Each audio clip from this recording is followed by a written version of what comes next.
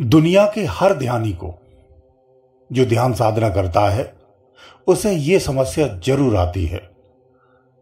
कौन सी समस्या आती है? कि ध्यान करते समय नींद आ जाना, यानी उसे नींद आ जाती है। नींद के क्या कारण है, क्या वजह होती है कि जब आप ध्यान में जाते और नींद आ जाती है? तो इस पर आपने बहुत सारे कारण भी जाने हैं। जो लोग कहते हैं कि शरीर रिलैक्सेशन में चला जाता, हमारा ध्यान बिल्कुल रिलैक्सेशन में जाता है, इस वजह से नींद आ जाती है। कोई कहता है कि शरीर बहुत थक जाता है, इस वजह से नींद आ जाती है।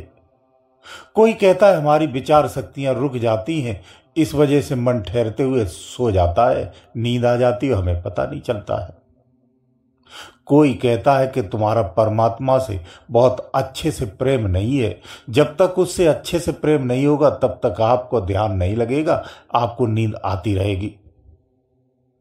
फिर और किसी से अलग अलग शब्दों में पूछा गया तो किसी और ने इस तरह से बोला कि आपके शरीर में बहुत सारी अभी नेगेटिव चीजें हैं, इस वजह से आपको नींद आ जाती है, तो आप ध्यान में नहीं जा पाते हैं, वो आपके ध्यान में रुकावट बनी हुई है। आपने इस तरह से और भी कई सारी प्रतिक्रियाओं को जाना होगा, कारणों को समझा होगा। लेकिन सत्य बात यह है कि इन कारणों को जानने के बाद समाधान प्राप्त नहीं होता है कि आखिर ध्यान में जो नींद आती है उस नींद का समाधान क्या है। कोई लोग कहते कि मुख धुल लो, कोई कहता कि कुल्ला करके बैठो, कोई कहता पैरों को धुल लो, कोई कहता नहा करके बैठो। कोई अलग अलग क्रियाएं बताता, कोई कहता सांसों का अभ्यास कर लो, कोई कहता टहल लिया करो तो फिर नींद नहीं आएगी, जमाई नहीं आएगी। तो इस तरह से समाधान दिए जाते हैं।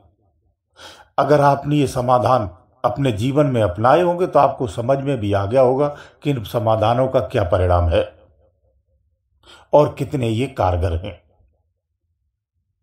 तो जब इतने सारे प्रश्नों के उत्तर आपको प्राप्त होते हैं, इतने सारे कारण और इतने सारे समाधान प्राप्त करने के बाद भी अगर आपको संतुष्टि नहीं हो रही है, तो इसका कारण यह है, इसकी वजह कहीं न कहीं यही हो सकती है कि अभी संतुष्टपूर्ण जवाब नहीं मिल पाया है, आप में कुछ न कुछ अधूरा अभी तक है। यहां आपका एक अधिकार भी बनता है कि आपको सत्य का पता होना चाहिए। उस सत्य को जानने के लिए हमें प्रयास करना चाहिए। उसी के तहत मेरा भी यही प्रयास रहता है कि लोगों तक यथार्थ पहुंचना चाहिए, ताकि वो तमाम भ्रमों से बच सकें, भटकाव से बचा जा सके और सही मार्ग पर लाया जा सके। हालांकि इस सुनने वाले सारे लोग इसके पात्र नहीं होते हैं, परंतु जो पात्र हैं वो भी वंचित नहीं रहना चाहिए, प्रयास ये रहता है। तो ध्यान से सुनिए, आज बिल्कुल फिजिकल सुनिए, इसे वास्तविकता में सुनिए। जिस जीवन को जिया गया हो, जिस पे चला गया हो, वही इसे स्पष्ट भी कर सकता है, अन्यथा संभव नहीं होता है। कही और सुनी बातें इतनी यथार्थ नहीं हो सकती हैं, भले ही किसी यथार्थ के द्वारा ही क्यों न कही गई हो। पूर्ण यथार्थ तब होता है जब स्वयं उस स्थिति में पहुंचते हो, और तभी समझ में भी आता है। तो इसे इस तरह से समझिए। देखो, ऐसा होता है, अंदर का जो स्थिति है उसको अगर उसी स्थिति के रूप में आपको कहेंगे तो आपको समझ में नहीं आएगा, एक बाहरी रूप से बताते हैं तो समझ में आएगा। देखो, ऐसा है, एक कैमरा है और दो कमरे हैं, यानी वो कभी एक ही कमरा था, अभी भी एक कमरा है, लेकिन उसके मध्य में एक दीवार खड़ी कर दी गई तो दो कमरे हो गए। उसी दीवार पर एक कैमरा लगा हुआ है। उस कैमरे की नजर जिस कमरे की तरफ होती है वो उसी कमरे के दृश्य देखता है। तो एक कमरा जिसे संसार कहते हैं और एक कमरा जिसे अदृश्य दुनिया कहते हैं या सूक्ष्म विस्तार कहते हैं। एक में सूक्ष्म दुनिया है और एक में स्थूल दुनिया है। इस कैमरे की नजर जिधर होगी ये वही के दृश्यों को देखता है और उन्हीं दृश्यों को ही स्वीकारता है। इसी प्रकार से आपके शरीर के अंदर में भी एक झीनी सी बारीक सी एक पर्दा है, जिसमें बुद्धि है एक तरफ और एक तरफ बोध है। यानी एक तरफ चेतन बुद्धि है और एक तरफ जड़ बुद्धि है। यानी वो विवेक जो शरीर के अंगों के साथ कार्य करता है, एक वो विवेक जो शरीर के अंगों में होते हुए भी शरीर के अंगों से भिन्न रहता है। परंतु ये विवेक एक ही है, लेकिन दो रूपों में कार्य करता है, इसलिए इसकी स्थितियां भी दो हो जाती हैं। तो शरीर एक व्यवस्था है, ये सुचारू रूप से अपने आप चलता है।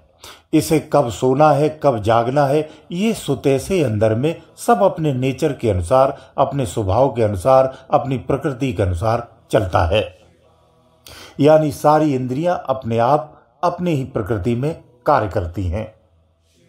इसी कारण से ये निद्रा भी उसी से संबंधित है, समय पर आती है और समय पर जाग जाता है। इन समस्त क्रियाओं के पीछे जो ऊर्जा शक्ति है वो प्राण है। प्राण इस शरीर को पूरी तरह से पोषित करता है और इस शरीर की सारी इंद्रियां कार्य करती हैं। जो आपको नींद आती है, ये प्राण रूपी सत्ता के नेचर के अनुसार होता है। जब आप अपने ध्यान को शून्यवत एकाग्र करेंगे तो इसकी चंचलता रुक जाती है। सीधा सा परिणाम है, ये इंद्रियां अपने आप सो जाती हैं, यानी बेहोशी की अवस्था में चली जाती हैं। ये पूरी तरह से प्राकृतिक है, जो सुते से ही सुते में ही कार्य होता है, इसे कोई करने नहीं आता है। ये शरीर का धर्म है, ये शरीर की क्रिया है, आपकी नहीं है। इसलिए ये सो जाता है। जब ये अपनी अवस्था में शून्यवत जरा सा भी ठहराव में आता है, क्योंकि प्राण ठहरता है, ध्यान रखो, जैसे ही प्राण में ठहराव आता है, शरीर की सारी एक्टिविटी रुक जाती है। इसको हम बेहोशी में जाना कहते हैं। यानी आपको निद्रा आ जाती है, जो प्राकृतिक स्वभाव के अनुसार है, इंद्रिय जनित है, नींद में चले जाते हैं आप। इसलिए नींद आती है और कोई कारण नहीं। थोड़ा सा टेक्निक से ध्यान से समझेंगे तो समझ जाएंगे।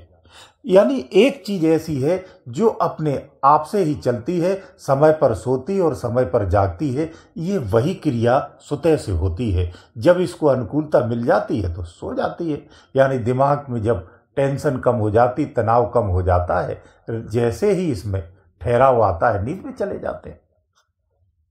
तो जब ये शरीर नींद में जाता है, यही उसी समय जो घटना घटित होती है, तो शरीर को सो जाते समय सूरत को सूक्ष्म शरीर में प्रवेश करना होता है। जिसे ये कला आ जाती है अभ्यास से, वो उसे कभी जीवन में नींद नहीं आती है। सोता वो रोज है, लेकिन वो सोते समय दूसरे शरीर में चला जाता है और अंदर की यात्राएं करता है, जिसे हम समाधिष्ट कहते हैं या ध्यान का सफर कहते हैं। अगर इसे गहराई से समझा जाए तो ये बहुत सरल और आसान है, लेकिन इतनी सूक्ष्म है जिसे न समझ सको तो कठिन हो जाती है। इसलिए ध्यान रखो, सुरत कभी सोती नहीं है, केवल शरीर सोता है। सुरत ये हमेशा जागती रहती है। जब ये स्थूल सो जाता है तो ये सूक्ष्म में चली जाती है, वहां सफर करती है, तो वो बेहोशी में जाती है। हमें जागृत यानी होश में सूक्ष्म शरीर में प्रवेश करना होता है, जो बहुत आसान है। जो होश में सूक्ष्म की तरफ चला जाता है, वो स्पष्ट देखता है कि मेरा शरीर सो रहा है, स्पष्ट दिखता है। वो होश में जाना होता है। फिर उसमें जो प्राप्त होता है वो अनुभव होते हैं। उसकी पूंजी और उसके अनुभवों की जो परिणाम है वो आपके लिए दिव्य होते हैं और सतमार्ग पर फलीभूत होते हैं। उनका पुण्य ब्रह्म के समान है, ब्रह्म की प्राप्ति है, यानी मुक्ति का कारक है। अन्यथा बेहोशी में तो आप रोज दूसरे शरीरों में प्रवेश करते हैं।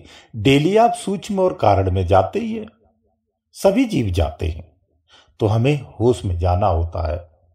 तो यहाँ श्रद्धा और अश्रद्धा का सवाल नहीं उठता है। यहाँ सवाल ये उठता है कि आपके मन के चारों आयामों का एक बंधन कैसे हो पाएगा, एकाग्रता कैसे हो पाएगी। इसका सरलतम तरीका ये है कि आप रोज त्रिकुटी पर अभ्यास करिए, उस पर ध्यान टिकाने का प्रयास करिए। रोज नींद आएगी, आप नींद में चले जाएंगे, लेकिन एक दिन ऐसा आएगा कि आप जब सोएंगे तो आप सूक्ष्म में चले जाएंगे, शरीर सोता रहेगा, आप नींद के आगोश में नहीं जाएंगे, आप बेहोश नहीं होंगे, आप होश में रहेंगे, शरीर बेहोश हो जाएगा और आप दूसरे मार्ग पर निकल जाएंगे। ये नित अभ्यास से होता है, खुद में जो अभ्यास करता है उसके साथ होता है।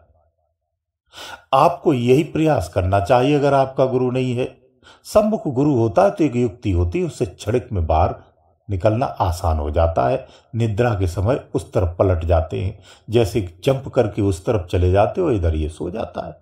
ये क्रिया होती है, लेकिन वो गुरु के रूप में सम्मुख में दी जाती है। सार्वजनिक रूप से इतना कहता हूं कि रोज आप अभ्यास करिए, रोज ध्यान लगाइए, ध्यान टिकने लगेगा तो फिर आप नींद के आगोश में नहीं जाएंगे। जैसे ही नींद आएगी आप दूसरी एरिया में चले जाएंगे और इधर का शरीर आपका सोता रह जाएगा। ये अभ्यास से ही आएगा, तो इससे करिए, और कोई दूसरा इसका तरीका नहीं है। धारणाओं से अगर आप जाते हैं कि मैं इधर जा रहा हूं, मैं इस लोक में पहुंच रहा हूं, अब मैं सो रहा हूं, ये काल्पनिक है। कल्पनाओं से कभी भी सफर नहीं किया जाता है। अगर आप मन में सोच ले तो मैं शक्कर खा रहा हूं, तो उससे मुंह मीठा नहीं होता है।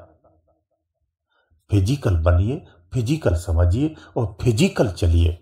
यथार्थ तभी समझ पाएंगे आप, और तभी उसे प्राप्त भी कर पाएंगे। गुरुदेव दयालु।